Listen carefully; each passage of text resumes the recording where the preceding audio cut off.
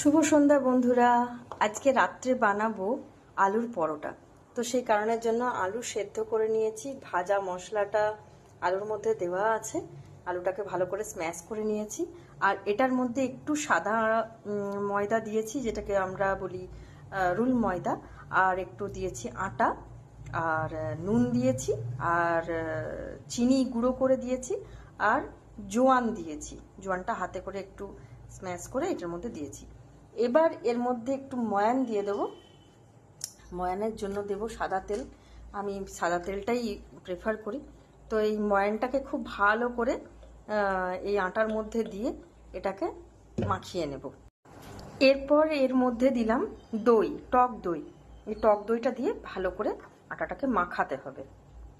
দেখুন দইটা দিয়ে মোটামুটি এইভাবে মাখা হয়ে গেছে। এবার ওই আলু সেদ্ধ মাখাটা এখানে দেব।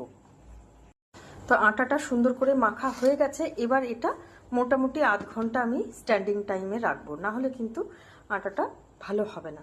তো একটু ঢাকা দেওয়া থাক স্ট্যান্ডিং টাইমে, তারপরে পরোটা করে দেখাবো আপনাদেরকে। তো দেখো বন্ধুরা, পরোটাগুলো আমি বেলে নিয়েছি, আর এই যে আমি এখন তেলে পরোটাটা বানাচ্ছি।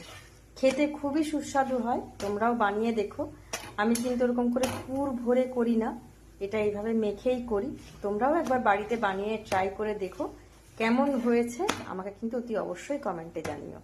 তো চলো আজকের মতন এইটুকুই, দেখা হবে আবার কালকে, ঠিক আছে? চলো সবাই ভালো থেকো, সুস্থ থেকো, টাটা, শুভরাত্রি।